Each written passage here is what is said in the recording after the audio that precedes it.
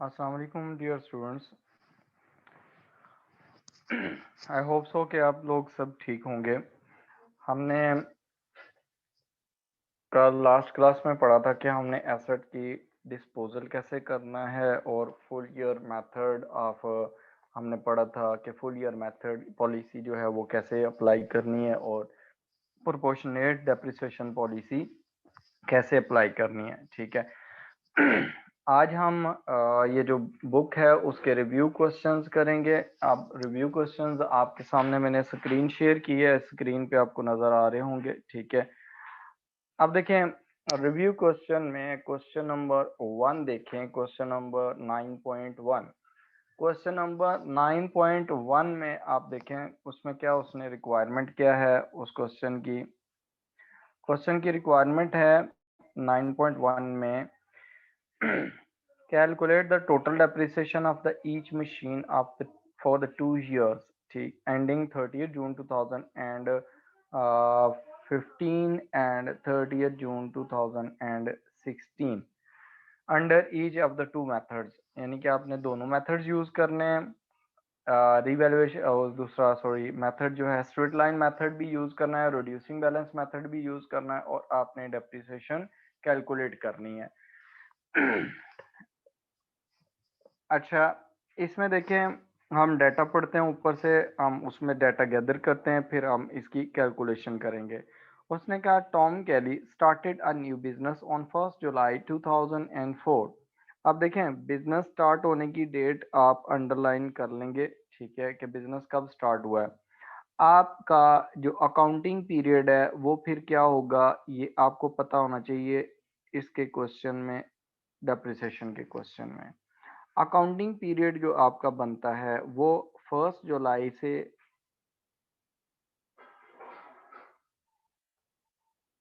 आपका 2004 में ये पीरियड स्टार्ट हुआ और एंड हुआ होगा 30th जून 2005 में। ये पहला साल है। ठीक है। उसके बाद उसने कहा है कि आपका ये जो पहला पीरियड था अकाउंटिंग पीरियड, इसमें आपने उसने कहा है कि Tom purchased a machine of $40,000 on 1 July 2004। उसने जिस दिन एसेट आपने बिजनेस स्टार्ट किया 1 जुलाई को, उसने उसी दिन फर्स्ट मशीन बाय कर ली। स्टार्ट पे डेट क्या थी 1 जुलाई 2004। ठीक है। उसने मशीन परचेज की है कितने की, उसकी मशीन की वैल्यू है 40,000। ठीक है। उसके बाद उसने क्या किया, उसने another machine costing 20,000 was purchased on 1st January 2005। अब देखें जो अकाउंटिंग पीरियड है ना 1 जुलाई 2004 से 30th जून 2005, उसके मिड में ही उसने दूसरी मशीन भी परचेज कर ली है और डेट उसने बता दी है उसकी आपको 1 जनवरी 2005। सेकेंड मशीन उसने परचेज की है 1 जनवरी 2005 after 6 months of start of the business. ठीक है। उसके बाद उसने कहा है कि he expect that he will use the machine for 6 years। इनकी यूजफुल लाइफ कितनी है 6 years है। And he would sell them at the end of that time by 10 for 10% of their original cost. यानी कि उसने आपको ये बता दिया है कि आपके पास जो यूजफुल लाइफ है वो है कितनी, वो है 6 years दोनों एसेट्स की। ठीक है। और उसके बाद उसने बता दिया कि जो इनकी रेजिडुअल वैल्यू है वो कितनी होगी। रेजिडुअल रेजिडुअल वैल्यू उसने कहा 10% ऑफ मशीन होगी। ठीक है। जो ओरिजिनल कॉस्ट है, तो ओरिजिनल कॉस्ट पहला जो एसेट है उसकी 40,000 है, 40,000 का 10% आप कंसीडर करेंगे तो दैट वुड बिकम 4,000। इसी तरह आपके पास सेकेंड एसेट है, उसकी ओरिजिनल कॉस्ट 20,000 है और उसका 10% आप कंसीडर करेंगे दैट वुड बिकम 2,000। ठीक है। उसके बाद नेक्स्ट उसने कहा है कि हाँ on 1 October 2005 the machine bought, उसने मशीन परचेज की थी ऑन 1 जुलाई 2004 जो मशीन उसने 1 जुलाई को, ये पहली जो मशीन थी ये उसने सेल कर दी है 1 अक्टूबर 2005 में, सेकेंड ईयर में जाके उसने सेल की है। कब सेल की है? सेकेंड ईयर में, ठीक है। उसके बाद उसने कहा कि वो सेल हुई है 31,000 की, सोल्ड फॉर 31,000 की उसने सेल कर दी है। He is preparing his financial statement for the year ending 30 June 2005 and needs to decide which method of depreciation should be used. ठीक है, 2005 में वो अपने अकाउंट्स बना रहा है और वो उसे पता नहीं है कि मेथड, उसने डिसाइड नहीं कर सकता कि मेथड कौन सा यूज करें। Using this information he could either use the straight line method for the month's assets are owned by the business। ठीक है, पहले में वो कहता है इंफॉर्मेशन यूज करेगा तो स्ट्रेट लाइन मेथड वो यूज कर सकता है, लेकिन स्ट्रेट लाइन मेथड में जो पॉलिसी है वो है number of months assets are owned by the business during the year. या उसके बाद वो कहता है सेकंड उसमें चीज जो है ऑप्शन है, he may charge the depreciation using 20% reducing balance method। 20% depreciation rate होगा और reducing balance method के तहत है, और उसने कहा कि full year on all assets owned by the business at the end of the year full year policy use करनी है। आप देखें यहाँ पर ना हम 9.1 में आपके पास पहला मेथड है straight line method.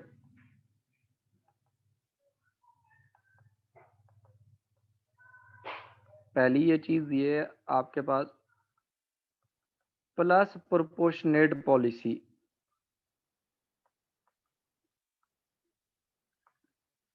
Proportionate depreciation is charge कि जितने मंथ आपने ऑनरशिप में रखा उतने मंथ की आपने डेप्रिसिएशन चार्ज करनी है। हमारे पास जो ईयर एंड हो रहा है ना 30 जून 2005 को, हम पहले तो इसमें डेप्रिसिएशन कैलकुलेट करेंगे। ठीक है, डेप्रिसिएशन कैलकुलेट करने के लिए हमारे पास एसेट्स हैं दो तरह के। एक हमारे पास है फर्स्ट मशीन, उस मशीन की देखें आपने कॉस्ट कितनी है, method straight line. Useful life given है तो यूजफुल लाइफ जब गिवन हो तो हम कैसे कैलकुलेशंस करते हैं, minus residual value divided by cost minus residual value divided by useful life. ये डेप्रिसिएशन अच्छा, अगर हमारे पास ना यहाँ पर उसने प्रोपोर्शनेट डेप्रिसिएशन पॉलिसी दी हुई है तो हम फिर इसको मल्टीप्लाई नंबर ऑफ मंथ से कर लेते हैं कि हमने कितने मंथ उसको यूज किया है। अब देखें पहली डेप्रिसिएशन जो निकलेगी वो हमारे पास है कि हमने कॉस्ट जो एसेट की है ना फर्स्ट मशीन, वो हमने परचेज की थी 40,000 की, और उसकी जो रेजिडुअल वैल्यू हमने ऊपर निकाली है वो 4,000 है, डिवाइडेड बाय यूजफुल लाइफ आ गया 6 ईयर्स। ठीक है, तो पहले साल में ये मशीन हमने परचेज क्योंकि स्टार्ट में कर ली थी तो हमारे पास 30 जून 2005 तक इसको पूरा एक साल हो जाएगा। ठीक है, तो हम इसको प्रोपोर्शनेट नहीं करेंगे, जो डेप्रिसिएशन निकलेगी वही डेप्रिसिएशन हमारे पास यहाँ पर आ जाएगी।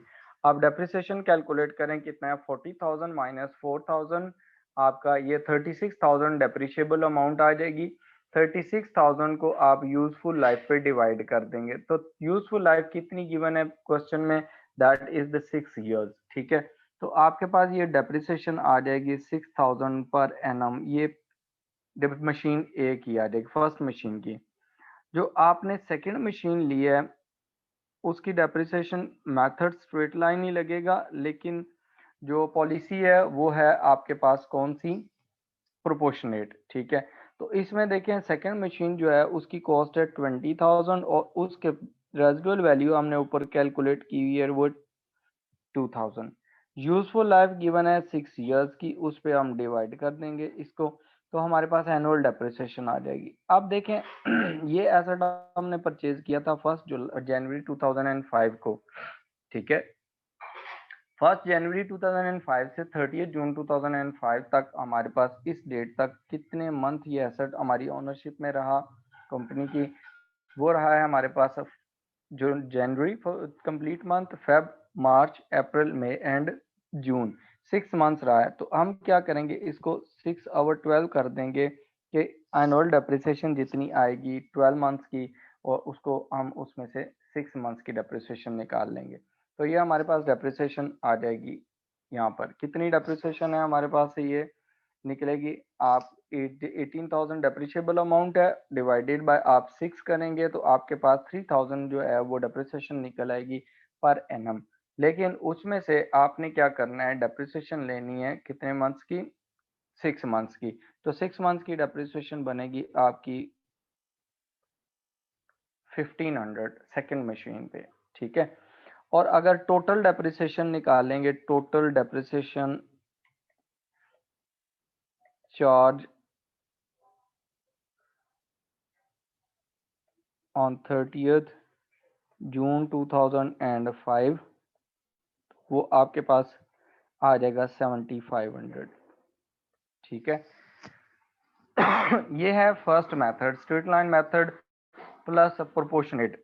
ये आपका आ गया 2006 का, ठीक है।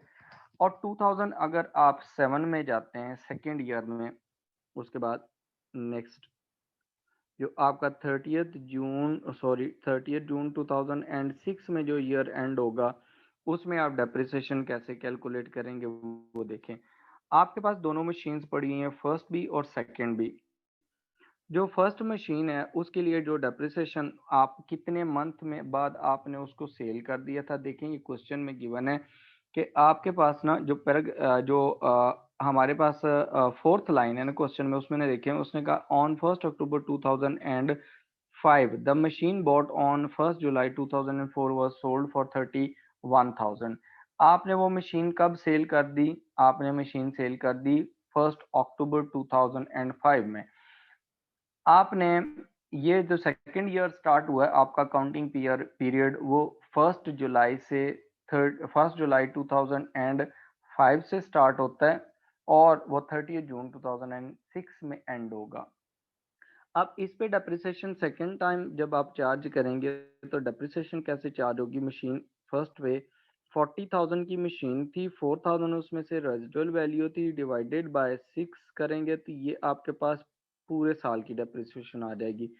आपने ये एसेट कितने मंथ यूज किया है, फर्स्ट आपने 1 जुलाई 2005 से उस एसेट को यूज किया है 1 अक्टूबर 2005 तक। इसका मतलब कितने मंथ हो गए, जुलाई 2005, उसके बाद अगस्त 2005 और सितंबर 2005, 3 मंथ्स आपने यूज किया है। तो आप इस डेप्रिसिएशन को प्रोपोर्शनेट कर लेंगे 3 मंथ्स पे, ठीक है। तो आपकी जो टोटल डेप्रिसिएशन आएगी वो साल की वो डेप्रिसिएशन आती है 6,000, ठीक है। तो 6,000 को आप मल्टीप्लाई बाय 3 और डिवाइडेड बाय 12 कर देंगे तो आपकी 1500 डेप्रिसिएशन निकल आएगी इसकी एसेट वन की, ठीक है। और सेकंड जो मशीन है उसकी जो डेप्रिसिएशन है वो कैसे निकली, अब सेकंड मशीन तो आपने सेल नहीं की, इसका मतलब है वो पूरा साल यूज हो गई है। तो आप इसकी पूरे साल की डेप्रिसिएशन निकाल लेंगे, cost minus residual value is 2000, ठीक है। और डिवाइडेड बाय आप 6 इयर्स करेंगे और मल्टीप्लाई आप किससे कर रहे हैं, मल्टीप्लाई अभी आपने प्रोपोर्शनेट तो करनी नहीं है, इसलिए मल्टीप्लाई आप किसी चीज से नहीं करेंगे।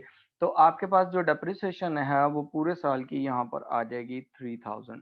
अब टोटल जो है आपकी डेप्रिसिएशन जो आ रही है, डेप्रिसिएशन चार्ज 30 जून को टोटल डेप्रिसिएशन आपकी कितनी आ जाएगी यहाँ पर, वो आपकी आ जाएगी, इन दोनों को आप ऐड कर लेंगे 4,500 डेप्रिसिएशन सेकेंड ईयर में।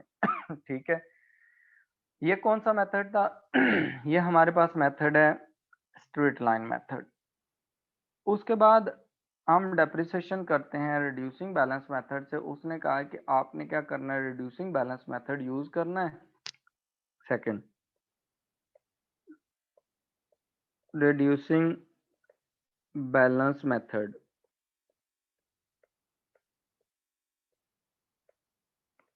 प्लस उसने कहा है कि सेकंड में देखें, उसने कहा है कि 20% रेट है डेप्रिसिएशन। सेकंड लास्ट लाइन में देखें कि यूज और ही में charge depreciation of 20% by using eight the rate of 20%, for the months, sorry, using the reducing balance method for full year on all assets owned by the end at the year end। ठीक है, कि आपके पास जो assets होंगे उस पे आपने पूरे साल की डेप्रिसिएशन यूज करनी है। पॉलिसी है फुल ईयर की, फुल ईयर डेप्रिसिएशन पॉलिसी। ठीक है, अब देखें, आप दोनों साल के अलग अलग कैलकुलेशंस करेंगे। 30 जून 2000 एंड जो आपका 5 है उसमें आपकी डेप्रिसिएशन कितनी आएगी, और फिर 30 जून 2006 में आपकी डेप्रिसिएशन कितनी आएगी। मशीन आपके पास दो मशीन्स हैं, एक मशीन है first, machine 1, machine first. Formula क्या होता है रिड्यूसिंग बैलेंस मेथड के लिए? Cost minus accumulated depreciation multiply by depreciation rate.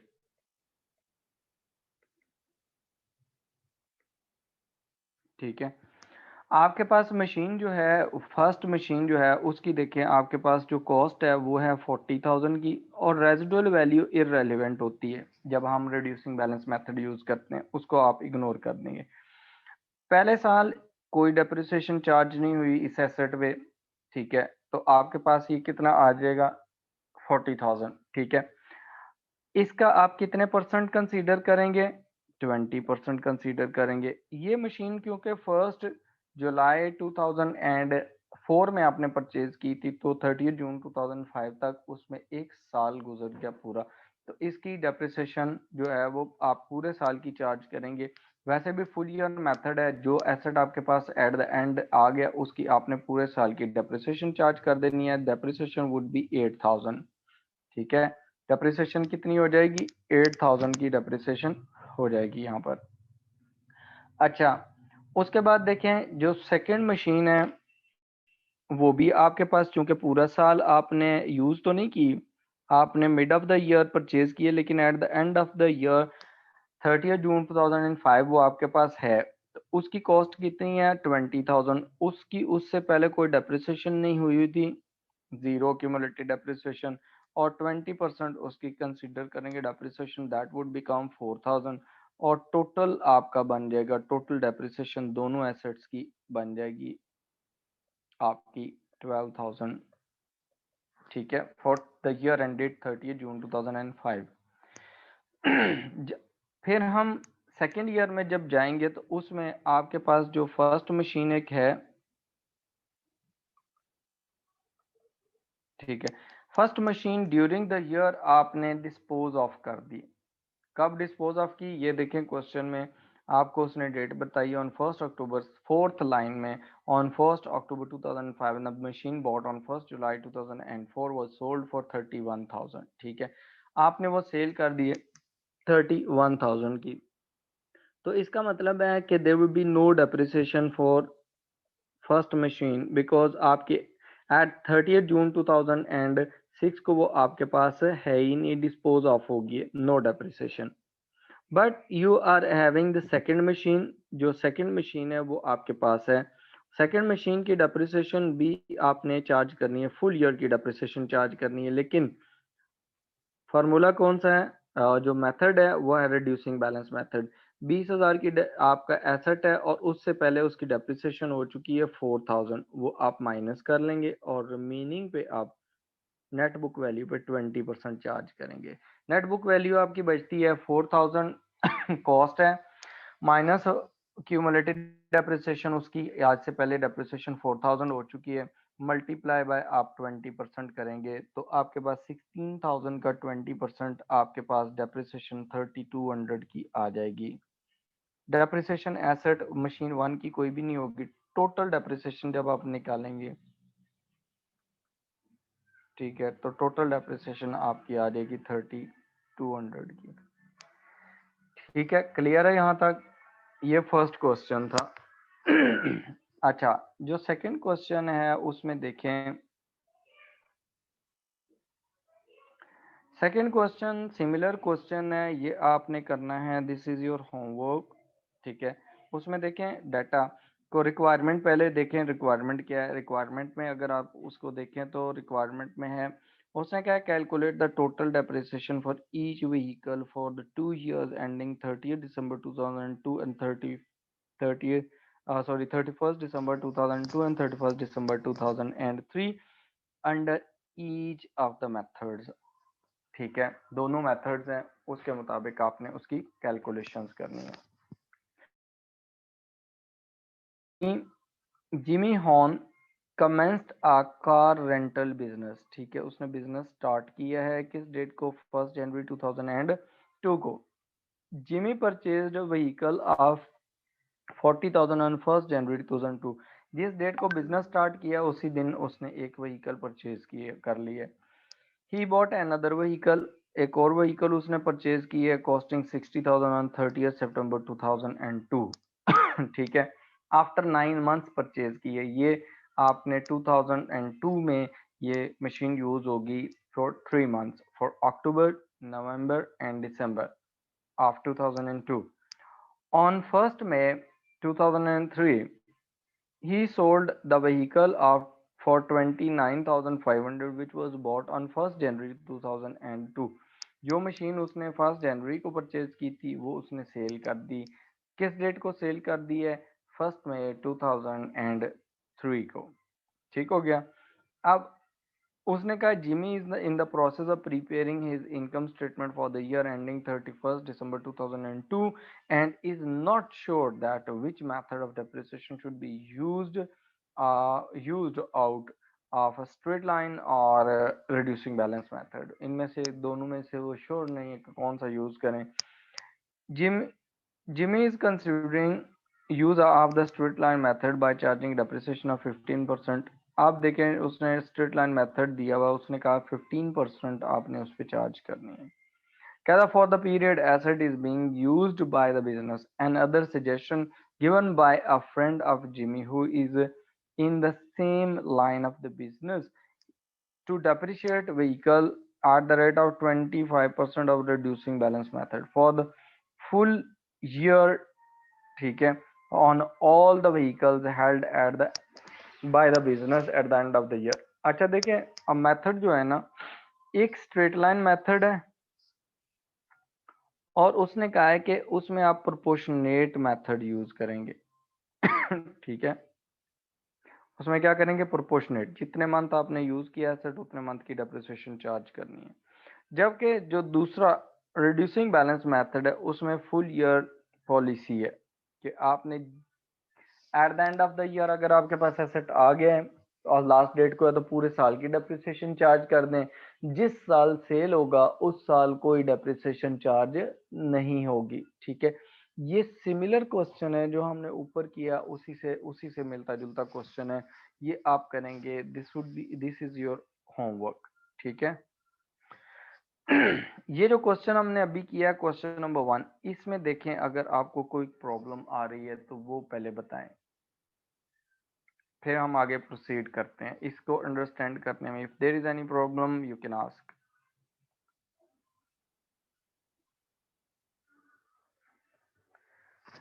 Jahanzeb, आप कह रहे हैं कि कौन सा मेथड जो है वो आइडियल है। देखें, ऑर्गेनाइजेशंस डिफरेंट मेथड्स यूज करती हैं, उसके पीछे कुछ एजम्पशन होती हैं। ठीक है, अजम्पशन ये होती है कि आपने अगर डेप्रिसिएशन करनी है तो आप अगर ये समझते हैं कि आप एक्सपेक्ट कर रहे हैं कि एक एसेट अगर आप 5 साल यूज करेंगे तो वो 5 साल आपको इक्वल बेनिफिट देगा। क्या करेगा, इक्वल बेनिफिट देगा। तो फिर आप डेप्रिसिएशन भी उसकी इक्वल चार्ज करते हैं, तो इक्वल हर साल इक्वल डेप्रिसिएशन चार्ज होती है स्ट्रेट लाइन मेथड में। ठीक है, और अगर आप एक्सपेक्ट करते हैं कि एक एसेट है वो आपको स्टार्ट में ज़्यादा बेनिफिट देगा और जो जो उसकी लाइफ गुजरती जाएगी उसका आउटपुट, उसका बेनिफिट कम होता जाएगा, ठीक है, उससे कम बेनिफिट मिलेगा, तो उसके लिए आप रिड्यूसिंग बैलेंस मेथड यूज करते हैं। ठीक है, जैसे आप देखें आपने एक ट्रक परचेज किया तो वो ट्रक आपको शुरू में तो ज़्यादा बेनिफिट देगा लेकिन with the passage of time उसकी एफिशिएंसी कम हो जाएगी। सिमिलरली अगर आप एक मशीन परचेज करते हैं तो शुरू में उसकी एफिशिएंसी ज्यादा होती है, with the passage of time उसकी एफिशिएंसी कम हो जाती है, वो आउटपुट कम देना शुरू कर देती है, तो वो रिड्यूसिंग बैलेंस मेथड यूज करते हैं। ठीक है, ये डिपेंड करता है इस पे।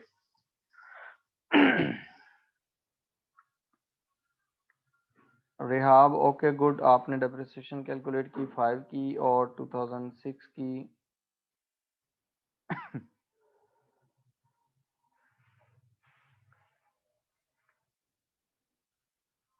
Okay, very good.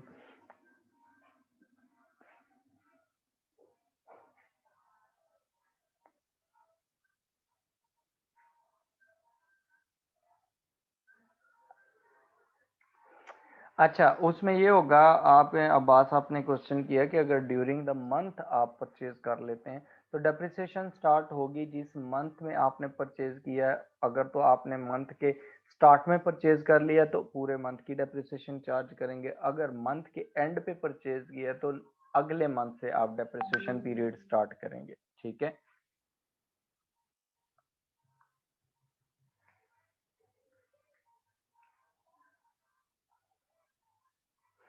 मदिया, जब हमने एसेट सेल कर दिया ना तो उसमें ना उसने कहा था, आपने कहा है कि रिड्यूसिंग बैलेंस मेथड रिपीट कर दें सोल्ड साइड पे। ठीक है, अब देखें, इसको मैं रिपीट कर देता हूँ यहाँ पर ना, कि हमारे पास देखें सेकंड मेथड था, उसने कहा रिड्यूसिंग, जो मैंने ग्रीन में किया रिड्यूसिंग बैलेंस मेथड था, प्लस उसने कहा था फुल ईयर डेप्रिसिएशन चार्ज करनी है। तो ये जो मशीन हमने पहली मशीन थी ना, ये हमने सेल कर दी थी, किस डेट को सेल कर दी थी, ये हमने 1 अक्टूबर 2005 को सेल कर दी है। तो ये जो डेट जिस पे हम अकाउंट्स प्रिपेयर कर रहे हैं उस डेट को ये हमारे पास है ही नहीं एसेट। ठीक है, हम हेल्ड नहीं कर रहे। तो इसका मतलब है फुल ईयर डेप्रिसिएशन पॉलिसी का मतलब ये होता है कि जब आपने एसेट परचेज करना है तो पूरे साल, जिस साल परचेज करेंगे अकाउंटिंग ईयर में, उसमें पूरे साल की डेप्रिसिएशन चार्ज कर लें, और जिस साल आपने सेल कर देना है, डिस्पोज ऑफ करना है, उसमें आपने कोई डेप्रिसिएशन चार्ज नहीं करनी। ठीक है, इज दैट क्लियर? इसलिए हमने यहाँ पर कोई डेप्रिसिएशन चार्ज नहीं की थी।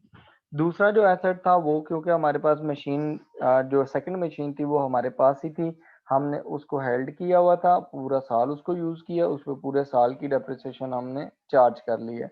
वैसे भी फुल ईयर मेथड में आपके पास एट द एंड जो भी एसेट पड़ा होता है उसके ऊपर पूरे साल की डेप्रिसिएशन चार्ज कर ली जाती है। जी, और कोई question? Any other question?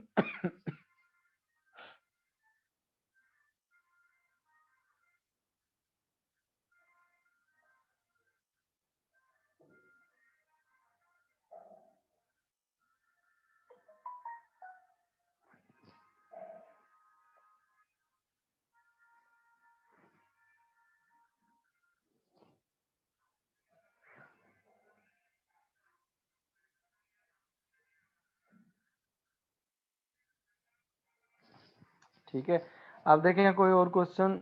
Okay, clear है, वेरी गुड।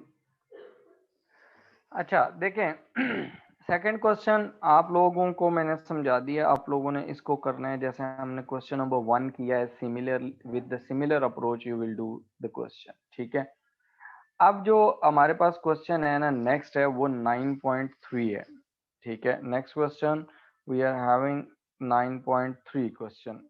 ठीक है, उसको हम देखते हैं वो कैसे करना है। ठीक है,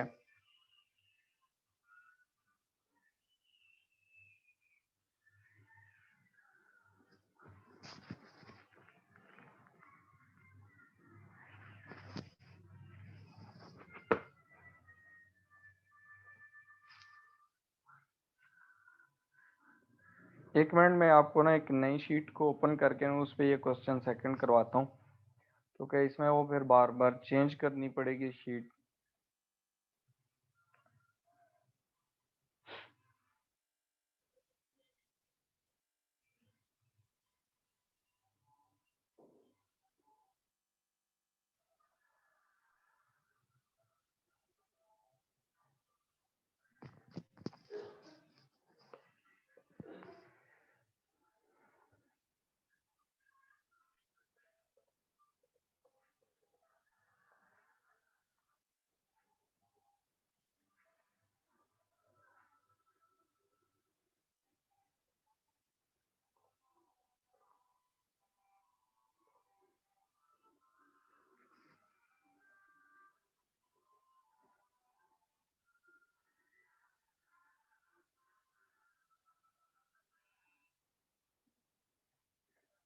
ठीक है, आप देखें ये जो आपको स्क्रीन पे शेयर हो रहा है, मैं अभी दोबारा इसको 9.3 सेपरेट करना था वो मैंने कहा कि आपके कैलकुलेशन रहने दूं, आपके लिए काम आएगी, इसलिए मैंने उनको रेज नहीं किया। मैंने नई शीट ओपन कर लिया। अब इसमें देखें कि हमारे पास जो क्वेश्चन है उसमें आप देखें ये जो क्वेश्चन नंबर 9.3 है, 9.3 यहाँ से हम करते हैं कि इसको आपने कैसे डील करना है। अब देखें क्वेश्चन नंबर 9.3 की रिक्वायरमेंट्स पहले चेक कर लें कि रिक्वायरमेंट्स क्या है। ठीक है, 9.3 रिक्वायरमेंट नंबर 1 देखें कि हमारे पास जो फर्स्ट रिक्वायरमेंट ए है इसमें वो है हमारे पास नंबर 1। उसने कहा है कि you are required prepare the vehicle account, आपने व्हीकल का अकाउंट प्रिपेयर करना है number 1 for each of the 3 years 2007, 8 और 9। ठीक है, आपने 7, 8 और 9 के लिए व्हीकल का अकाउंट प्रिपेयर करना है। ठीक है, अब यहाँ देखें, हम यहाँ से कर लेते हैं कि हमारे पास क्वेश्चन नंबर है 9.3। 9.3 पे जो क्वेश्चन है इसके लिए हमने पहले उसने कहा व्हीकल्स अकाउंट आपने बनाना है। ए रिक्वायरमेंट व्हीकल अकाउंट, ये टी अकाउंट बनेगा, नॉन करंट एसेट का अकाउंट है, डेबिट क्रेडिट। ठीक है, दूसरे नंबर पर उसने ये कहा है कि आपको you are required to prepare provision for depreciation account 3 साल के लिए। ये भी आपने, this is your B part, provision for depreciation account.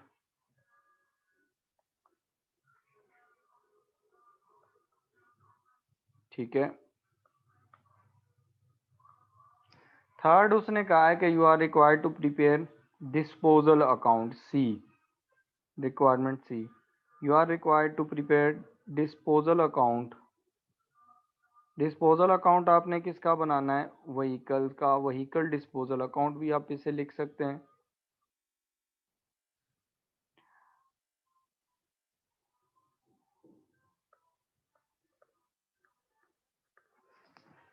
अच्छा, अब देखें ये आपने बनाना है 3 चीजें। उसमें हम क्वेश्चन पढ़ते हैं। क्वेश्चन देखें 9.3 में उसने कहा Chris del bought 2 vehicles on credit from the Super Motors on 1st January 2007। कब एसेट खरीदे हैं, 1st January 2007 को।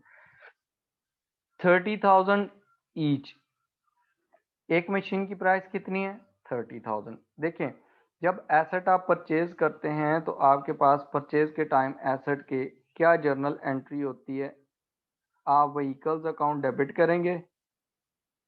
ठीक है, व्हीकल्स डेबिट हो जाएंगी और आपके पास जो क्रेडिट होंगे उसके लिए क्या है, आपने क्योंकि ऑन क्रेडिट लिए हैं, पैसे दिए नहीं आपने। ठीक है, तो आप उसके लिए आपकी एंट्री क्या होगी, आपके पास ऑन क्रेडिट किससे लिए हैं, सुपर मोटर्स से, तो आप क्रेडिट में सुपर मोटर्स को क्रेडिट कर देंगे। ये जर्नल एंट्री होनी चाहिए थी। अब इस जर्नल एंट्री जो है इसके मुताबिक 60,000 के आपके दो मशीन, दो व्हीकल्स आ गए, 30,000 की एक है। हम व्हीकल्स का अकाउंट जो बना रहे हैं उसमें ये डेबिट साइड पे चला जाएगा 60,000। ठीक है, और हम यहाँ पर इसके रेफरेंस में क्या लिख देंगे, सुपर मोटर्स।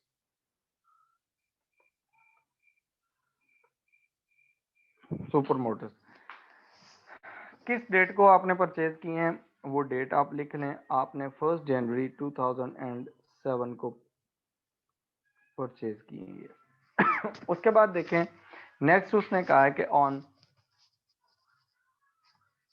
1st January 2002। ठीक है, 1st January 2002 उसने क्या जी, ओ सॉरी ये मैं उस पे आ गया, 3 सेकंड क्वेश्चन, थर्ड। उसके बाद उसने कहा है कि 9.3 में ही charge depreciation on vehicles at the rate of 30% पर annum for each year by reducing balance method. Method कौन सा है, reducing balance method. Chris charges depreciation for the months for which the assets are being owned. इसका मतलब है proportionate depreciation method use किया उसने, ठीक है। अब देखें, ये 2007 को आपने एसेट परचेज किया 1 जनवरी को, और उसने आगे कहा है कि आपके पास ना ऑन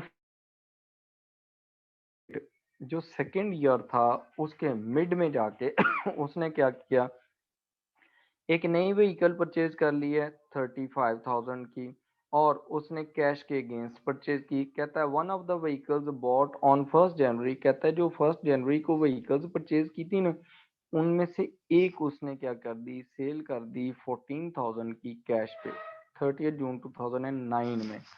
कहता है कि Dale's accounting period ends at 31 December each year.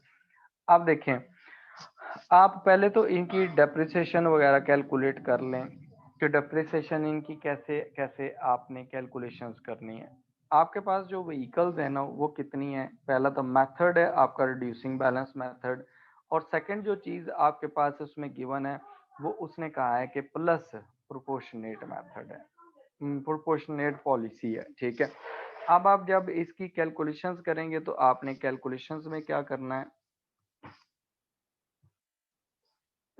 देखें यहाँ आप वर्किंग कर लें साइड पे।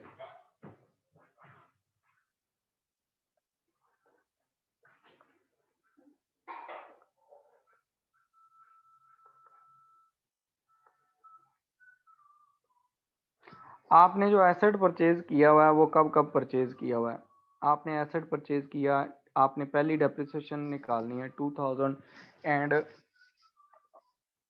जो 7 है उसके 31 दिसंबर को, 31 दिसंबर 2007, इस टाइम आपने डेप्रिसिएशन निकालनी पहली। आपके पास जो इसने लिए व्हीकल्स लिए हैं, व्हीकल्स आपके पास थी 1 जनवरी 2003 को आई थी, 2007 को आई थी, तो 31 दिसंबर 2007 तक उन पर एक साल गुजर गया, ठीक है। तो आपने फर्स्ट टाइम 2 व्हीकल्स जो खरीदी थी उनकी कॉस्ट, उनकी डेप्रिसिएशन आप जब निकालेंगे तो डेप्रिसिएशन आपका फॉर्मूला क्या लगेगा, cost minus accumulated depreciation multiply by depreciation rate, ठीक है। आप रेट से इसे मल्टीप्लाई कर देंगे। आपके पास जो पहली 2 मशीन्स हैं उनकी कॉस्ट कितनी है, 60,000 की, उस पे आपकी अक्यूमुलेटेड डेप्रिसिएशन उससे पहले कोई नहीं हुई, ठीक है, 0। और आपने उस पे रेट कितना लगाया, रिड्यूसिंग बैलेंस मेथड में उसने कहा था कि आपने रेट लगाना है 30%, ठीक है, 30% पर एनम। तो आपके पास ये जो एसेट है पहला, इसकी 30,000 60,000 की आप 30% लें, कितना आ जाएगा आपके पास, 18,000 आएगा, निकालें, यही आता है 60,000 का 30%, 18,000, ठीक है। अब ये है आपकी डेप्रिसिएशन आ गई पहले साल की। आपने एसेट परचेज किया था 2007 में, एक ही दो व्हीकल्स परचेज की थी 60,000 की, जिनकी आपने डेप्रिसिएशन चार्ज कर ली, ठीक है। अब देखें जब आपने डेप्रिसिएशन चार्ज कर ली तो उसने कहा था कि आपने प्रोपोर्शनेट पॉलिसी यूज करनी है। तो हम इसको अगर प्रोपोर्शनेट के हिसाब से देखें तो हमने तो साल के स्टार्ट में ही एसेट परचेज कर लिए थे, ठीक है, इसलिए पहले साल डेप्रिसिएशन फुल चार्ज होगी। तो आपकी जो डेप्रिसिएशन पहले साल फुल चार्ज होगी, इसके लिए आपने एंट्री क्या करनी है, आपका डेप्रिसिएशन एक्सपेंस अकाउंट डेबिट हो जाएगा बाय 18,000, और provision for depreciation account credit हो जाएगा बाय 18,000।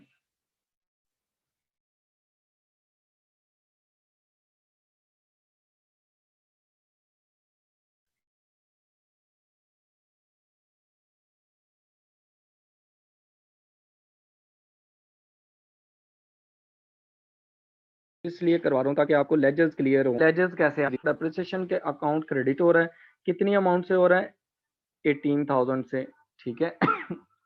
और डेबिट रेफरेंस क्या आ जाएगा, डेबिट रेफरेंस में आपका डेप्रिसिएशन एक्सपेंस अकाउंट आ जाएगा।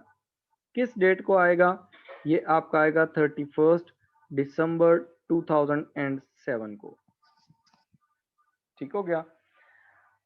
अब आगे देखें, जो आपके पास ना सेकेंड ईयर में, अब आप अकाउंट पहले साल के क्लोज करेंगे तो पहले साल आपके पास ये जो अकाउंट हैं ये भी क्लोज हो जाएंगे। पहले व्हीकल का अकाउंट क्लोज कर दें। ड्यूरिंग द ईयर आपने कोई व्हीकल नहीं परचेज की, 60,000 टोटल में आ जाएगा और वही 60,000 क्रेडिट साइड पे आ जाएगा आपका बैलेंस कैरिड डाउन। ये किस डेट को है? 31 दिसंबर 2007 को। और इसी को आप ब्रॉड डाउन कर लेंगे 1 जनवरी 2008 को। बैलेंस ब्रॉड डाउन हो जाएगा आपका एसेट का, कितने से हो जाएगा? 60,000 से। ठीक है।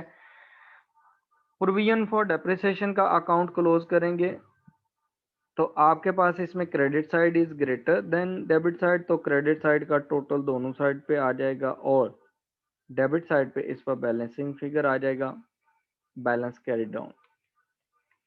ये बैलेंस कैरी डाउन होगा आपके पास 31 दिसंबर 2000 एंड हमारे पास कितना है 7, और यही 1 जनवरी 2008 को आपके पास बैलेंस ब्रॉड डाउन के तौर पर आ जाएगा 18,000।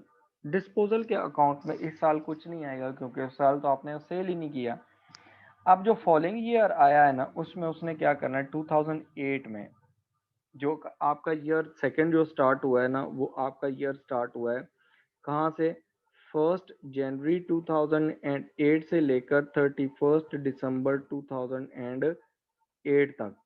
ये जो पीरियड है ना, इसमें भी आपने डेप्रिसिएशन कैलकुलेट करनी है। ठीक है। एसेट पे कितनी डेप्रिसिएशन आएगी? अब देखें, सेकेंड ईयर की जो डेप्रिसिएशन कैलकुलेट करेंगे उसके लिए हम क्या करेंगे, ड्यूरिंग द ईयर हम देखते हैं क्या हमने कोई एसेट सेल परचेज तो नहीं किया। अगर हम क्वेश्चन देखें तो सेकंड पैराग्राफ में देखें तो उसमें उसने कहा है कि ऑन 1 सितंबर 2008, ये जो सेकेंड ईयर, इसके दौरान उसने क्या किया, a new vehicle costing 35,000 was purchase for cash. अब उसने एक नई व्हीकल परचेज कर ली है कैश के इवज, तो आपकी व्हीकल्स अकाउंट डेबिट हो जाएगा और क्रेडिट में कैश आ जाएगा, बिकॉज कैश रिड्यूस हो रहा है, एक एसेट रिड्यूस हो रहा है, दूसरा इंक्रीज हो रहा है। जो एसेट इंक्रीज हो रहा है वो डेबिट हो जाएगा और जो डिक्रीज हो रहा है वो क्रेडिट हो जाएगा 35,000 से। हम कैश का अकाउंट नहीं बना रहे लेकिन व्हीकल्स का अकाउंट बना रहे हैं, तो व्हीकल्स के अकाउंट में हम डेबिट साइड पे 35,000 लिखेंगे और क्रेडिट रेफरेंस में हम कैश लिख देंगे। और डेट, किस डेट को आपने परचेज किया ये एसेट, देखें आपकी डेट क्या है, 1 सितंबर 2008, ड्यूरिंग द ईयर और ड्यूरिंग काउंटिंग पीरियड आपने परचेज किया है। ठीक है। उसके बाद उसने कहा है कि one of the vehicles bought on 1 January 2007 was sold for 14,000 in June 2009। ये अगले साल में जाके होगा। ठीक है। अब देखें, आपने अब डेप्रिसिएशन चार्ज करनी है ना, डेप्रिसिएशन एक्सपेंस आप निकालेंगे तो डेप्रिसिएशन एक्सपेंस आपके पास दो एसेट्स पे आएगा। एक तो आपने 60,000 के पहले एसेट्स लिए हैं, उस पे आपकी डेप्रिसिएशन आ जाएगी 30%। और मेथड कौन सा है? Reducing balance method. तो हमारे पास इसमें एक्यूमुलेटेड डेप्रिसिएशन कितनी होगी, उससे पहले हमने जो डेप्रिसिएशन की थी, इस पे डेप्रिसिएशन हमने पिछले साल जो डेप्रिसिएशन की थी वो 18,000 की थी, वो 18,000 माइनस करेंगे और रिमेनिंग पे आप ले लेंगे 30% डेप्रिसिएशन जो उसने रेट दिया हुआ है क्वेश्चन में। ठीक है। तो अब देखें, इसकी कैलकुलेशंस करें जरा, कितने आते हैं। 60,000 आपके एसेट की वैल्यू थी। ठीक है। उसमें से 18,000 की डेप्रिसिएशन पहले साल होगी। नेट बुक वैल्यू आपके एसेट की बची 42,000। उस पे आपने कितने परसेंट डेप्रिसिएशन लिया है? 30%। तो वो डेप्रिसिएशन आपकी बनती है, क्योंकि ये एसेट पूरा साल यूज हो रहा है इसलिए पूरे साल की डेप्रिसिएशन आ जाएगी 12,600। ठीक हो गया। अब देखें, हमारे पास ना जो सेकंड एसेट आपने परचेज किया है ना, वो सेकंड एसेट कौन सा है, उसमें उसने कहा है कि आपने जो नया एसेट परचेज किया वो 35,000 का किया है। क्या उससे पहले उस पर कोई डेप्रिसिएशन हुई है? नहीं हुई। इसका मतलब है कि जीरो एक्यूमुलेटेड डेप्रिसिएशन। और अब इस पे भी आप क्या करेंगे, 30% कंसीडर करेंगे। लेकिन क्योंकि एसेट आपने विद इन ईयर परचेज किया, ये देखें डेट है 1 सितंबर 2008, तो 1 सितंबर 2008 से 31 दिसंबर 2008 तक कितने मंथ्स यूज हुआ है एसेट? 1 सितंबर से लेकर 31 दिसंबर 2008, सितंबर का पूरा मंथ, अक्टूबर 2008 का कंप्लीट मंथ, नवंबर का पूरा मंथ एंड दिसंबर का पूरा मंथ। इसका मतलब है कि आपने उस एसेट को यूज किया 4 मंथ्स, तो आप 4/12 कर देंगे, प्रोपोर्शनेट डेप्रिसिएशन आपकी आ जाएगी। ठीक है, 35,000 का आपने एसेट लिया है, न्यू एसेट परचेज किया है। अब जो न्यू एसेट परचेज किया है उस पर आपने डेप्रिसिएशन ली है 30% और उसको फिर प्रोपोर्शनेट कर लिया है 9 multiplying by 9 and divided by 12, तो ये आपके पास डेप्रिसिएशन आ जाएगी 3500 की। ठीक हो गया।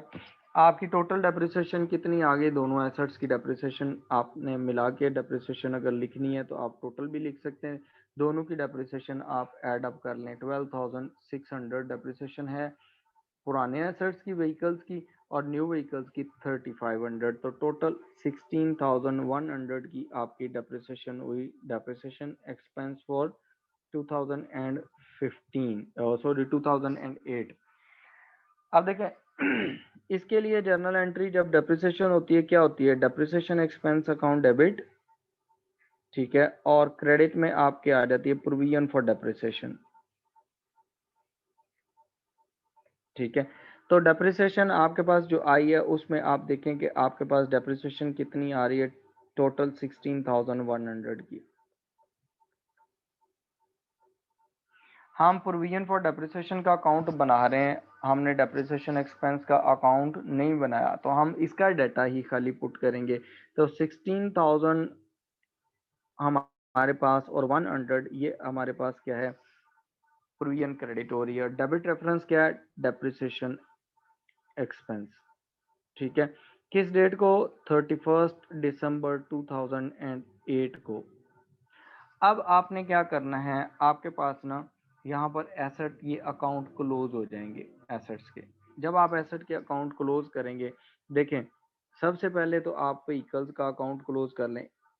व्हीकल आपके पास 90,000, पहले 60,000 की थी प्लस 35 और हो गई, तो 95,000 हो गई, और 95,000 ही आपके पास क्रेडिट साइड के टोटल में आ जाएगी। और बैलेंसिंग फिगर जो आपके पास आया वो 9500 का आ गया, बैलेंस कैरी डाउन। ये किस डेट को है, ये आपके है 31 दिसंबर 2008 को।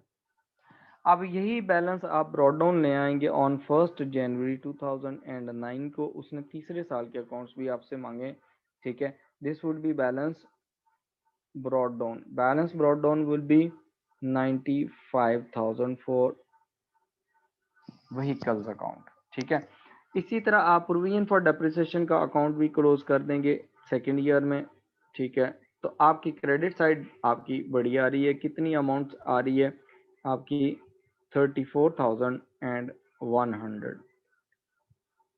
ठीक है, अब आपके पास 34,100 की टोटल एसेट्स हैं, सॉरी प्रोविजन है, तो हमारे पास क्रेडिट साइड पे भी आ जाएगी, डेबिट साइड पे सॉरी बैलेंस आ जाएगा 34,100, this is balance carry down. किस डेट को है आपका बैलेंस, 31 दिसंबर 2007 को।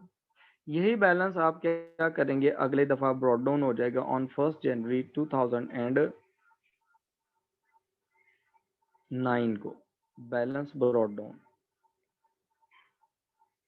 कितना है, 34,100। ठीक हो गया। अब नेक्स्ट ईयर में देखें तो नेक्स्ट ईयर में उसने आगे इंफॉर्मेशन दी है 2009। अब हम इसकी वर्किंग यहाँ करेंगे। ठीक है, ईयर कौन सा है आपका, 1 जनवरी 2009 से लेकर 31 दिसंबर 2009 तक अकाउंटिंग पीरियड हमारा। अब ये हम इसकी कैलकुलेशंस करेंगे। ठीक है, थर्ड ईयर में देखें उसने क्या किया है, थर्ड ईयर में 2009 में कहता है one of the vehicles bought on 1 July. जो 1 जुलाई को आपने व्हीकल्स परचेज की थी ना, वो थी आपकी कितनी, 30,000 का एसेट था, टोटल 60,000 की थी। उसने कहा है कि वो जो 60,000 के एसेट थे उनमें से एक व्हीकल सेल कर दी है, ठीक है। किस डेट को सेल किए, कहता है वो आपने सेल किए फर्स्ट 30 जून 2009 को, ठीक है। अब आपने during the year 2009 asset sell कर दिया। जब हम एसेट सेल करते हैं तो उसके लिए कुछ जर्नल एंट्रीज करते हैं, जो मैं आपको यहाँ पर करवा रहा हूँ। नंबर 1, आपके पास जो जर्नल एंट्री होगी ना, वो होगी कि आपने एसेट जो सेल किया उसको डिस्पोजल अकाउंट में ट्रांसफर करना है पहला। उसके लिए आप क्या करेंगे, सबसे पहले तो आप ये करेंगे कि आप डेबिट करेंगे डिस्पोजल अकाउंट को, और क्रेडिट आप कर देंगे व्हीकल्स को। आपकी व्हीकल्स 30,000 की एक थी, तो 30,000 कॉस्ट थी व्हीकल की, जो आपने अपनी बुक्स में से ट्रांसफर कर दी है कहाँ पर डिस्पोजल अकाउंट में। अब ये देखें, इसके दो इम्पैक्ट हैं। आपका डिस्पोजल अकाउंट भी बन रहा है, तो डिस्पोजल अकाउंट में ये डेबिट साइड पे आ जाएगी। क्रेडिट रेफरेंस क्या देंगे आप, व्हीकल, और वो कॉस्ट पे आपने ट्रांसफर किए। किस डेट को आप ट्रांसफर कर रहे हैं, आप सेल कर रहे हैं, जिस डेट को आप सेल कर रहे हैं वो है 30 जून 2000 एंड आपके पास 9, ठीक है। तो आप यहाँ पर एंट्री करेंगे 30 जून 2009 की, ठीक है। उसके बाद आप देखें, ये जब आप अकाउंट बना लें, ये एंट्री पोस्ट होगी, व्हीकल भी तो क्रेडिट हो रहे हैं, देखें पहले हमने डिस्पोजल अकाउंट में ट्रांसफर, व्हीकल का अकाउंट भी क्रेडिट हो रहा है, तो व्हीकल का अकाउंट हम ये ऊपर बना रहे हैं। तो ये हमारे पास 30 जून 2009 को आपके व्हीकल का अकाउंट क्रेडिट हो रहा है। कितनी अमाउंट से हो रहा है, 30,000 से। और डेबिट रेफरेंस में हम यहाँ पर क्या लिखेंगे, डिस्पोजल अकाउंट, कि हमने इसको ट्रांसफर कर दिया डिस्पोजल अकाउंट में, पहली चीज, ठीक हो गया। उसके बाद उसमें देखें आपने सेकंड, डिस्पोजल अकाउंट जब आप बनाते हैं तो जो सेकंड एंट्री होती है ना, वो ये होती है कि आप उसकी जितनी भी एसेट की प्रोविजन होती है ना, सारी की सारी आप ट्रांसफर कर देते हैं डिस्पोजल अकाउंट में। प्रोविजन का नॉर्मल बैलेंस क्रेडिट होता है, जब आप उसे ट्रांसफर करेंगे वो डेबिट हो जाएगा। Provision for depreciation account debit हो जाएगा, और क्रेडिट में आपके पास आ जाएगा डिस्पोजल अकाउंट। कितनी अमाउंट से आएगा वो देख लेते हैं। देखें, हमने डेप्रिसिएशन जो चार्ज की हुई है ना एसेट की, वो कैसे कैसे चार्ज की है वो देखें। एक तो आप डेप्रिसिएशन चार्ज कर लें, थर्ड ईयर में इस एसेट की भी डेप्रिसिएशन आ जानी है।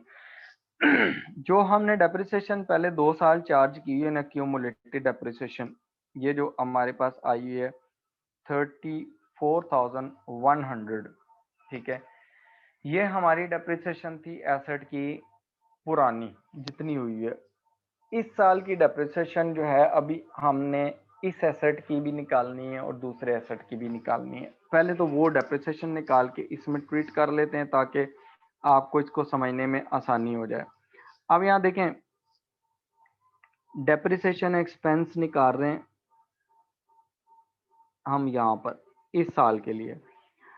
आपने जो एसेट सेल कर दिया है ना, आपने वो एसेट सेल कर दिया है विद इन अ ईयर, ठीक है।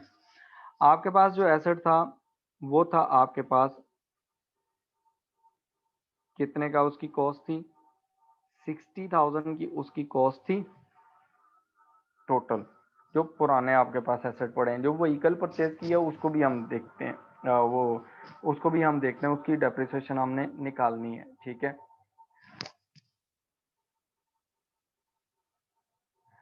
अब यहाँ देखें, जो 60,000 का एसेट था ना, उसमें से आपने 30,000 का सेल कर दिया। अब वो एसेट रह गया 30,000 का।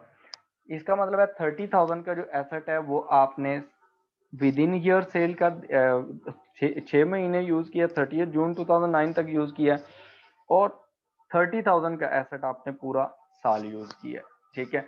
अब आप क्या करेंगे, डेप्रिसिएशन कैलकुलेट करनी है तो इसको स्प्लिट कर लें। ये जो 60,000 का एसेट है इसको हम स्प्लिट कर लेते हैं। स्प्लिट कैसे, हमारे पास 30,000 का एक एसेट आ गया, 30,000 का दूसरा एसेट आ गया। जो एसेट हमने सेल कर दिया उस पे हम डेप्रिसिएशन चार्ज करते हैं, या इसके लिए आप इकट्ठी डेप्रिसिएशन भी चार्ज कर लें, वो भी सही हो सकती है। दोनों तरीके आप यूज कर सकते हैं, जैसे आप कन्वीनियंट है आप वैसे कर लें। अब देखें हमारे पास जो एसेट हमने यूज किए थे इससे पहले, जो एसेट हम सेल कर रहे हैं पहले तो उसकी डेप्रिसिएशन निकाल रहे हैं ना। Depreciation expense of asset sold, vehicle sold, depreciation expense of vehicle sold, इस साल के आपने एक्सपेंस निकालने ना। अब ये वाला एक्सपेंस आप कैसे निकालेंगे, आप देखें मेथड कौन सा है वो भी आपने माइंड में रखना। आपका जो मेथड है वो है reducing balance method, cost minus accumulated depreciation multiply by depreciation rate, ये आपने माइंड में रखना है। आपने जो एसेट सेल किया उसकी कॉस्ट है वैसे 30,000 की व्हीकल थी, आपने उसकी पहले साल जो डेप्रिसिएशन ली है ना, आप डेप्रिसिएशन के प्रोविजन फॉर डेप्रिसिएशन में जाएं या डेप्रिसिएशन एक्सपेंस आप देखें तो आपने 18,000 के ऊपर डेप्रिसिएशन की है, तो आपके पास एक एसेट की डेप्रिसिएशन बनती है उसमें से 9,000। ठीक है, एक एसेट की डेप्रिसिएशन कितनी बनती है 9,000, ये एसेट आपने जो सेल किया उसकी प्रोविजन है उससे पहले साल, ये जो पहले साल हम ऊपर किया ना ये वाले। अब देखें ये क्योंकि टू व्हीकल्स की थी तो आप अगर इसे व्हीकल पे डिवाइड करें ना तो आपके पास टू व्हीकल्स पे तो आपके पास ये 9,000 पर व्हीकल आती है। ठीक है, हर व्हीकल की 9,000 डेप्रिसिएशन आ जाएगी। तो जो एसेट सेल किया उसकी डेप्रिसिएशन पहले साल की थी 9,000, दूसरे साल जो हमने एसेट डेप्रिशिएट किया ना ये, उसकी डेप्रिसिएशन ये ऊपर सेकंड ईयर में देखें कि आपने कितनी डेप्रिसिएशन निकाली थी, 12,000 थी। अगर आप इसको डिवाइड कर देते हैं ना यहाँ पर 2 से तो आपके पास ये कितनी आ जाएगी 6,300 पर व्हीकल आ जाएगी।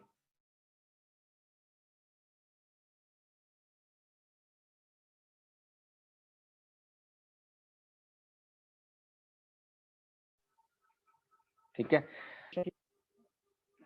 तीसरे साल अब हम उसकी डेप्रिसिएशन चार्ज करने लगे। तीसरे साल जो डेप्रिसिएशन है वो है हमारे पास 30% की होगी, लेकिन कितने मंथ्स के लिए, 6 मंथ आपने एसेट ऑन किया है तो 6 मंथ की डेप्रिसिएशन निकलेगी। रिमेनिंग जो आपका एसेट है वो आपका है एक 30,000 का और एक आपका एसेट है रिमेनिंग 35,000 का, जो आपने एसेट लास्ट टाइम परचेज किया है। इनको अलग अलग अंडरस्टैंडिंग के लिए करवा रहा हूँ, आप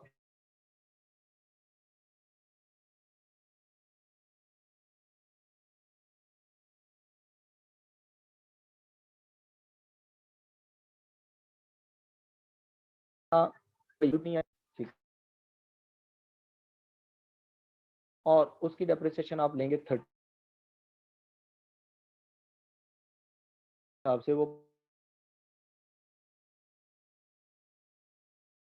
आपके पास आई है उसकी डेप्रिसिएशन 8 में आपने उसकी डेप्रिसिएशन ऊपर जो चार्ज की थी वो,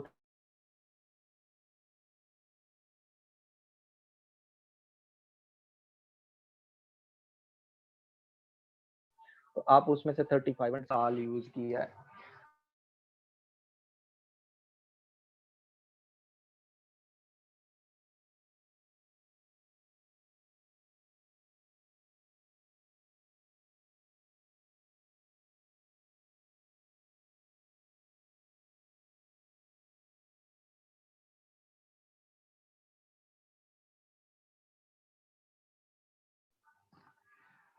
अच्छा, उसमें देखें जो आपके पास ना जो पहला एसेट है,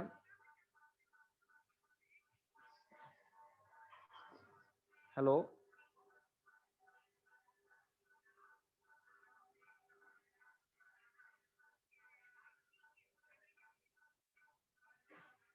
आप लोगों को आवाज आ रही है मेरी?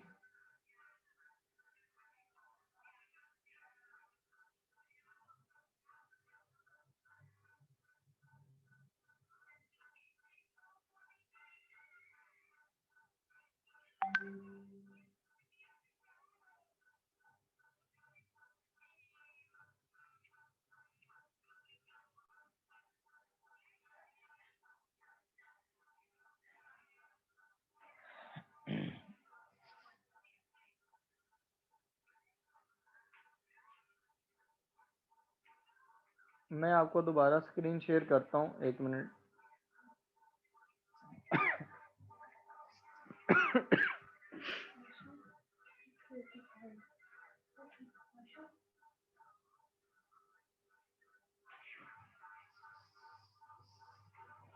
आप देखें, आप स्क्रीन शो हो रही है आपको?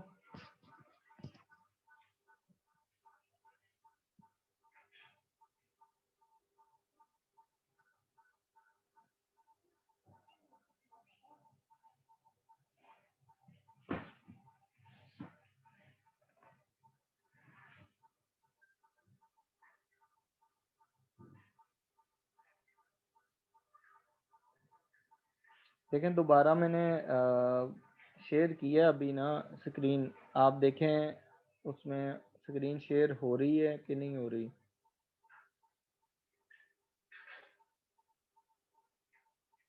ओके ओके, वो मेरे ख्याल में कोई शायद इंटरनेट का प्रॉब्लम हुआ था जिसकी वजह से स्क्रीन शो नहीं हो रही थी। अभी ये हो रही है शेयर, ठीक है। अभी हम आगे फर्दर करते हैं इसकी। अच्छा, यहाँ देखें, जो हमारे पास ये जो एसेट है ना, जिसके लिए थर्ड ईयर में 2009 में जाके हम जब इसकी कैलकुलेशंस करते हैं, तो कैलकुलेशंस में हमारे पास एसेट 3 पार्ट्स में स्प्लिट हो जाता है, ठीक है। एक वो एसेट है जो आपने सेल कर दिया, एक वो एसेट है जो आपने जो बाकी रख लिया, ठीक है। मैंने उनको अलग अलग इसलिए कर दिया है ताकि आपके लिए कैलकुलेशन समझने में आसानी हो। जो एसेट हमने डिस्पोज ऑफ किया है ना, ये सोल्ड कर दिया हमने, ये वाला एसेट, ठीक है। अब ये जो एसेट सेल किया है, इस पे डेप्रिसिएशन आपकी आएगी 6 मंथ्स की। कितने टाइम की डेप्रिसिएशन आएगी? 6 मंथ्स की। अब देखें, 30,000 आपका एसेट है टोटल, उसकी कॉस्ट थी 9,000, डेप्रिसिएशन फर्स्ट ईयर हो गई, और फिर उसके बाद 6,300 की डेप्रिसिएशन होगी, टोटल आ गई 14,700 की। 14,700 की नेट बुक वैल्यू थी, उस पे आपने डेप्रिसिएशन ली कितने? 6%, और सॉरी 30%, और आपने उसको मल्टीप्लाई कर दिया 6 से और डिवाइड कर दिया 12 से, तो प्रोपोर्शनेट डेप्रिसिएशन होगी। ये जो एसेट सेल किया उसकी डेप्रिसिएशन 2,250 इस साल की डेप्रिसिएशन होगी, ठीक है। अब देखें, बाकी जो एसेट दो बच गए हैं उन पे आपने पूरे पूरे साल की डेप्रिसिएशन चार्ज करनी है, ठीक है। उस पे आपने क्या करना है? पूरे पूरे साल की डेप्रिसिएशन चार्ज करनी है। जो आपके पास 30,000 का जो एसेट आपके पास बच गया, उसकी कंप्लीट डेप्रिसिएशन आएगी पूरे साल की, वो आएगी आपके पास 4,410। और दूसरा जो एसेट आपने पिछले साल परचेज किया था, उसकी कॉस्ट थी 35,000 की, और उसकी जो क्यूमुलेटिव डेप्रिसिएशन थी वो 3,500 की थी। और उस पे आपने, क्योंकि वो एसेट आपने कंप्लीट ईयर यूज किया इस साल, पिछले साल आपने परचेज किया था, तो आप इसकी सारे साल की डेप्रिसिएशन निकाल लेंगे, ठीक है। यहाँ तक क्लियर है? अब देखें, इस साल की जो डेप्रिसिएशन होगी ना, पहले तो वो आप वो निकाल लें कि टोटल इस साल की डेप्रिसिएशन कितना हुआ है। Depreciation expense, total depreciation expense 2009 का, वो इन तीनों को ऐड अप कर लें। आपके पास 2,205 प्लस आपके पास 4,410, और प्लस आपके पास 9,450, आप इनको ऐड अप कर लेंगे तो टोटल आपकी डेप्रिसिएशन 16,065 की आ जाएगी, ठीक है। इसके लिए जो जर्नल एंट्री आप करेंगे, वो जर्नल एंट्री क्या होगी कि डेबिट आप करेंगे डेप्रिसिएशन एक्सपेंस अकाउंट, ठीक है, और क्रेडिट आप करेंगे provision for depreciation account, provision for depreciation account. ये आपकी 16,065 हो गई, 16,065 की। अब हम डेप्रिसिएशन एक्सपेंस अकाउंट नहीं बना रहे, लेकिन प्रोविजन फॉर डेप्रिसिएशन अकाउंट बना रहे हैं, तो पहले हम प्रोविजन फॉर डेप्रिसिएशन उसमें क्रेडिट कर देंगे, ठीक है। कितनी है? 16,065, यहाँ पर डेप्रिसिएशन आ जाएगी 16,065। ये आपका डेप्रिसिएशन एक्सपेंस आ गया किस साल का? इस साल का 31 दिसंबर 2009 का, ठीक हो गया। आप देखें जो एसेट सेल आउट कर दिया उसकी डेप्रिसिएशन कितनी है, वो आप निकाल लें। Accumulated depreciation of vehicle sold और डिस्पोज्ड ऑफ, जो आपने व्हीकल सेल कर दिया है, डिस्पोज ऑफ कर दिया है, उसकी क्यूमुलेटेड डेप्रिसिएशन कितनी है। देखें उसकी जो डेप्रिसिएशन है वो आपने यहाँ से कंसीडर करनी है। दो डेप्रिसिएशन तो आपके पास यहाँ से आ जाएंगी जो हमने ऊपर सेपरेट की हैं। पहली दफ़ा उसकी डेप्रिसिएशन 9000 की हुई, दूसरी दफ़ा उसकी डेप्रिसिएशन हुई 6300 की, और थर्ड टाइम आपने डेप्रिसिएशन इसकी की है ये वाली डेप्रिसिएशन इस साल 2009 में 2205 की। तो इन तीनों को आप टोटल कर लेंगे, ठीक है। तीनों को टोटल करके आप डेप्रिसिएशन निकाल लेंगे, जो एसेट आपने सेल किया उसकी डेप्रिसिएशन कितनी थी। एक थी 9000 आपकी डेप्रिसिएशन, प्लस आप उसमें करेंगे 6300 सेकेंड ईयर की डेप्रिसिएशन, और 2009 में थर्ड ईयर में उसकी हुई 2205 डॉलर्स की डेप्रिसिएशन। तो टोटल उसकी डेप्रिसिएशन आ रही है 17,505। अब ये जो डेप्रिसिएशन आपने निकाली है इसके लिए आप क्या करेंगे, आप इसकी प्रोविजन जब आप निकालते हैं ये ऊपर हमने यहाँ पर ट्रांसफर कर देनी है, ठीक है। प्रोविजन क्योंकि वो एसेट डिस्पोज ऑफ हो गया तो उससे रिलेटेड जितनी प्रोविजन होगी वो भी आप खत्म कर देंगे। 17,505 डेबिट हो जाएगी प्रोविजन, और 17,505 से आप उसको क्या करेंगे डिस्पोजल अकाउंट में भी लिख दें। अब देखें यहाँ पर हम प्रोविजन का अकाउंट भी बना रहे हैं, तो प्रोविजन हमारे पास यहाँ डेबिट हो रही है, तो प्रोविजन के अकाउंट में हम डेबिट साइड पे जाके लिख देंगे 17,505 17,505, और क्रेडिट रेफरेंस में हम क्या लिखेंगे, डिस्पोजल अकाउंट। किस डेट को हम डिस्पोज किया हमने ये एसेट, हमने ये 30 जून को डिस्पोज ऑफ किया, तो उसी डेट को 2009 को, तो उसी डेट को हमने उसको उसमें डाल दिया,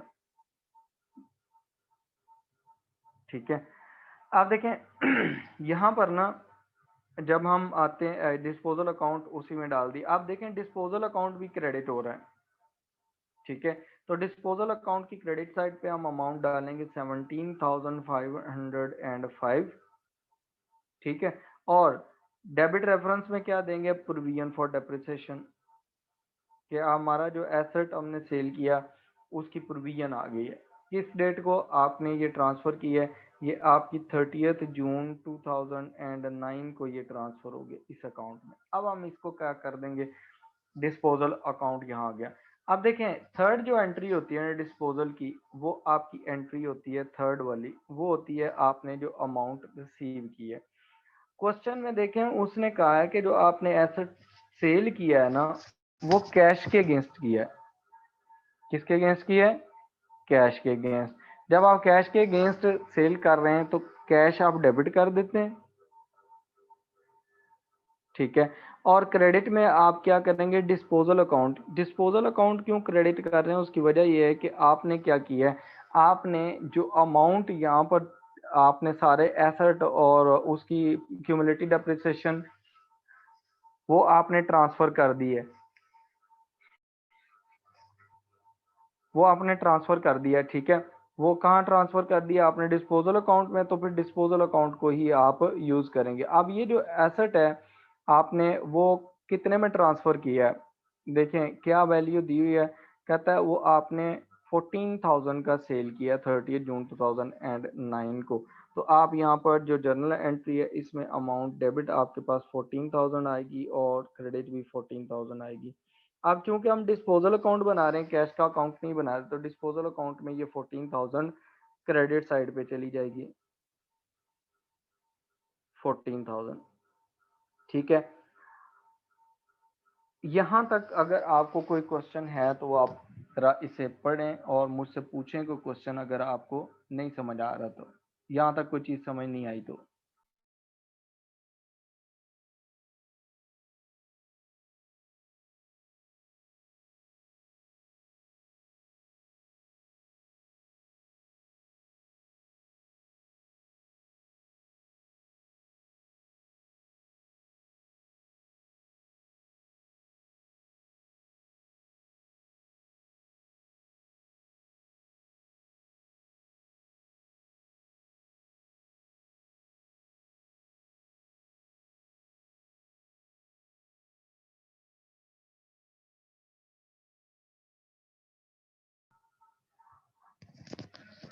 अच्छा देखें, यहाँ तक आप लोगों ने जितनी एंट्रीज थी सारा कुछ, वो सारा कुछ मैंने जर्नल एंट्रीज के साथ आपको करवाया था कि आपके ये लेजर अकाउंट्स जो हैं ये आपको क्लियर हो जाएं। ठीक है, अब देखें, अब हम इन अकाउंट्स को ना 2009 के लिए भी क्लोज करते हैं। पहले तो हम क्लोज करते हैं जो ऊपर व्हीकल का अकाउंट है ना, उसको क्लोज कर देते हैं।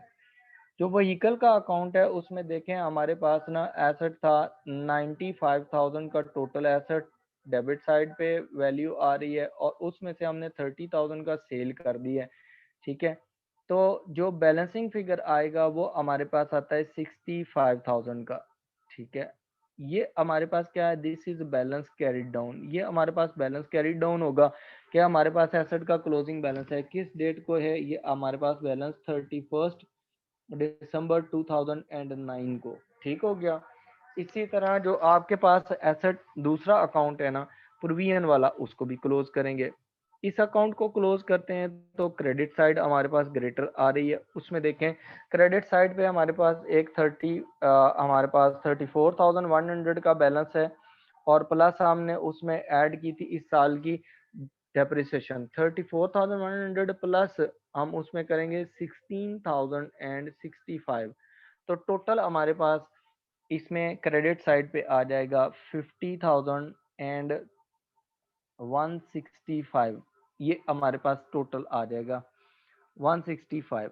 अब हम क्या करेंगे, इसमें से डेबिट साइड पे जो हमने प्रोविजन एसेट सेल कर दिया उसकी प्रोविजन भी तो निकाल दिए, वो बैलेंस है 17,505 का, वो हम उसमें से माइनस कर लेंगे, और रिमेनिंग हमारे पास प्रोविजन बचेगी 32,660 की। This is balance carry down. ठीक है, ये किस डेट को है, ये 31 दिसंबर 2009 को है, और यही हमारा बैलेंस ब्रॉट डाउन होगा नेक्स्ट ईयर में 1 जनवरी 2010 में। डिस्पोजल का अकाउंट रह गया, इसको भी क्लोज कर देते हैं। डिस्पोजल का अकाउंट क्लोज करते हैं तो हमारे पास कौन सी साइड ग्रेटर है, डेबिट साइड या क्रेडिट साइड। अब देखें जो व्हीकल हमने सेल की है ना वो है हमारे पास ना 30,000 की। ठीक है, यहाँ 3,000 लिखा हुआ था, उसमें मैंने जीरो ऐड कर दिया। क्रेडिट साइड है हमारे पास 14,000 की, 17,505 प्लस 14,000 आपके पास क्रेडिट साइड है। तो ये क्रेडिट साइड हमारे पास ग्रेटर है 31,505। 31,505 हम ग्रेटर साइड का टोटल लिखेंगे दोनों साइड पे, और उसमें से हम माइनस कर लेंगे डेबिट साइड के बैलेंस को, कॉस्ट को। वो कितना है हमारे पास, डिफरेंस आ रहा है हमारे पास 1505 का। अब ये जो 1505 है ये हमारे पास इनकम स्टेटमेंट में जाएगा। ये क्या है, व्हाट इज दिस, ये आपके पास है profit on disposal. Profit on disposal, आपको जो एसेट आपने सेल किया उस पे आपको प्रॉफिट हुआ है। ठीक है, अब ये हमारे पास आगे हैं इनकम स्टेटमेंट में, आपने डिस्पोजल वगैरह ये सारा कुछ ट्रांसफर कर दी, ये सारे अकाउंट क्लोज हो गए। अच्छा, यहाँ तक आप देखें, आप लोगों को कोई क्वेश्चन में प्रॉब्लम हो, 9.3 में किसी पॉइंट में प्रॉब्लम है तो वो पूछें, क्योंकि अगला क्वेश्चन सिमिलर है और आपने वो क्वेश्चन करना है अटेम्प्ट। जी, क्वेश्चन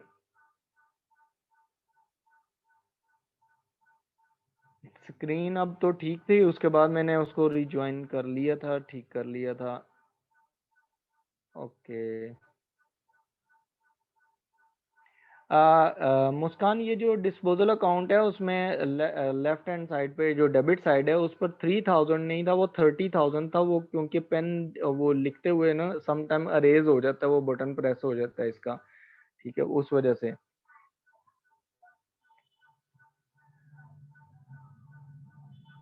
मदीहा, डिस्पोजल जो है ना उसमें क्या होता है कि हमारे पास ना एक हम कॉस्ट, एसेट की कॉस्ट जो है डिस्पोजल अकाउंट की डेबिट साइड पे ट्रांसफर करते हैं।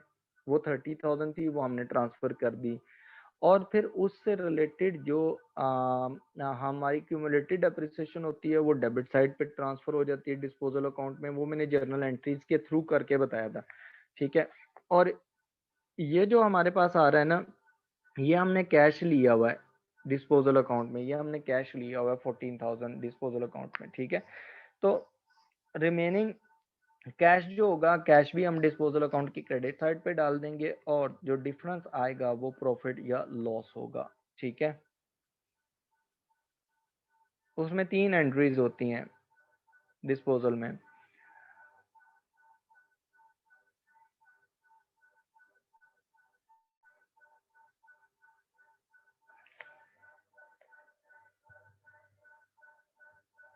निदा, हाँ जी, 9.3 जो है, और दोनों मैंने गूगल क्लासरूम में दोनों शेयर करनी है। ये तो मैं दोनों इसलिए सेपरेट किए थे कि आपके लिए सेपरेट रेफरेंस के तौर पर रहे। अच्छा, अब बस,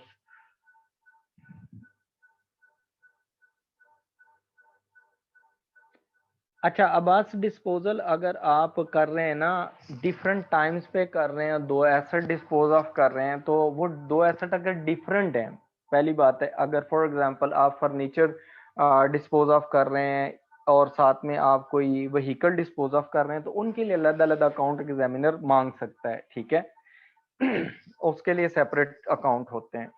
तो नॉर्मली होता है कि आपके पास जो अकाउंट है, फॉर एग्जांपल मशीनरी है, तो उसके लिए अलहदा डिस्पोजल अकाउंट बन जाता है, व्हीकल के लिए अलहदा बन जाता है, वो बन सकता है, वो एग्जामिनर पूछ सकता है उसमें। ठीक है, और इसके अलावा कोई क्वेश्चन हो इसमें? अच्छा, एक और चीज़ जो मैं आपको यहाँ पर करवाना चाह रहा हूँ वो ज़रा देख लें।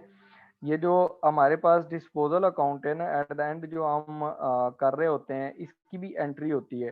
ठीक है, इसकी भी जर्नल एंट्री होगी। जर्नल एंट्री क्या होगी, वो इसी अकाउंट से ना आप रिवर्स देख लें, इसको आपको समझ आ जाएगी कि आपके पास जो प्रॉफिट होता है या लॉस होता है उसकी क्या एंट्री होती है ऑन डिस्पोजल।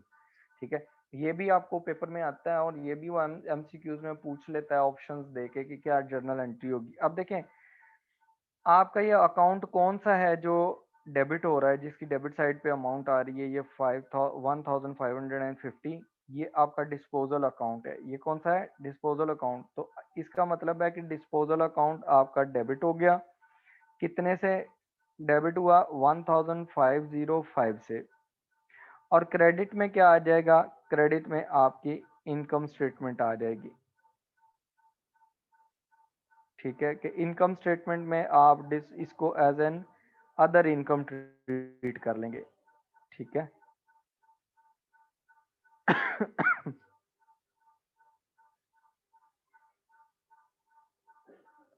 ठीक है, और इसमें मैं नीचे यहाँ लिखने लगा हूं कि आपके पास profit on disposal of non current asset is treated as other income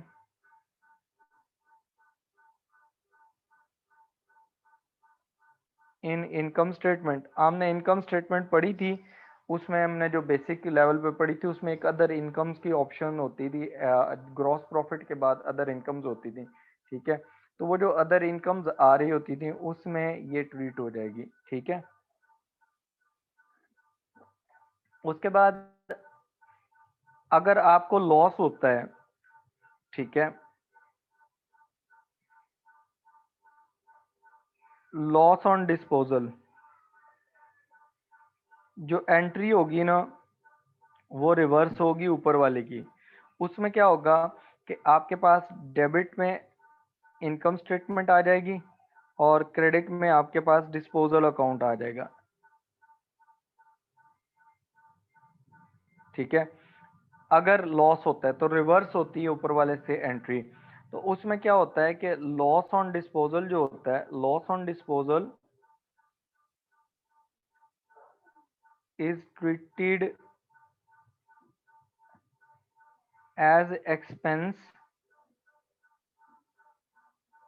in income statement.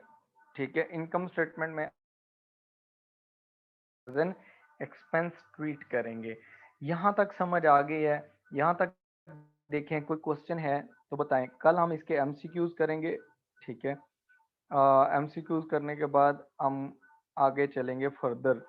ठीक है, फर्दर हम देखेंगे अगर एमसीक्यूज हमारे जल्दी हो जाते हैं तो हम फाइनेंशियल स्टेटमेंट्स विद एडजस्टमेंट्स जो हैं उसका क्वेश्चन कर लेंगे, उसको स्टार्ट कर लेंगे, क्योंकि फाइनेंशियल स्टेटमेंट्स आपने नॉर्मल कर ली थी पहले, ठीक है, कि आपने इनकम स्टेटमेंट कैसे बनानी है, स्टेटमेंट ऑफ फाइनेंशियल पोजीशन कैसे बनानी है, तो उसमें अब एडजस्टमेंट्स के साथ हम करेंगे ताकि आपके लिए ये समझ अंडरस्टैंड करना इजी हो जाए। मुस्कान ये क्लियर है? Okay, very good. अब्बास आपका मैंने क्वेश्चन का आंसर दे दिया है कि अगर डिस्पोजल दो डिफरेंट एसेट हो रहे हैं तो फिर आपके अलग अकाउंट्स बनाने के लिए एग्जामिनर कहेगा। मदिया, जो प्रीवियस क्वेश्चंस थे वो मैंने डिफरेंट बुक से कॉपी किए थे एक तो, दूसरे नंबर पर सेकंड टाइम जो मैंने आपको दिए थे वो मैंने क्वेश्चन खुद बनाए थे, और जो ये थर्ड टाइम है ये रिव्यू क्वेश्चंस करवाए मैंने आपको यहाँ से, जो नोमान मलिक की बुक है उसके टेक्स्ट बुक के क्वेश्चंस है। आप लोग जो क्वेश्चन इसके बाद क्वेश्चंस है ना वो आपने करने, ठीक है। आप देखें वहाँ आपके पास जो क्वेश्चंस है, जो अभी जो क्वेश्चन हमने 9.3 किया, 9.4 सिमिलर है उसी जैसे ही है, ठीक है। उसके बाद आपका क्वेश्चन नंबर 5 9.5 है, तो वो भी तकरीबन सिमिलर ही क्वेश्चन है, उसमें भी इससे ज़्यादा कॉम्प्लिकेशंस नहीं है जो अभी हमने क्वेश्चन किया 9.3, ठीक है। उसमें भी अकाउंट वही बनाना है, मोटर व्हीकल का अकाउंट बनाना है, प्रोविजन फॉर डेप्रिसिएशन का अकाउंट बनाना है आपने, और मोटर डिस्पोजल अकाउंट बनाना है, और इनकम स्टेटमेंट के एक्सट्रैक्ट्स बनाने हैं। वो जो इनकम स्टेटमेंट और स्टेटमेंट ऑफ फाइनेंशियल पोजीशन वो पहले ही हमने पढ़े हुए हैं। तो प्रॉफिट एंड लॉस का मैंने आपको बता दिया कि अगर प्रॉफिट होगा तो अदर इनकम में जाएगा, अगर लॉस होगा डिस्पोजल पे तो वो आपके एक्सपेंसेस में जाएगा।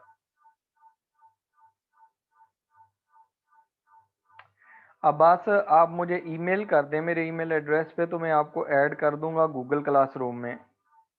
मेरा ईमेल एड्रेस आपके पास होगा, नहीं है तो मैं यहाँ पर आप लिख देता हूँ, आप उसमें ईमेल कर दें। ये मैं नीचे लिख रहा हूँ, JALECMA3391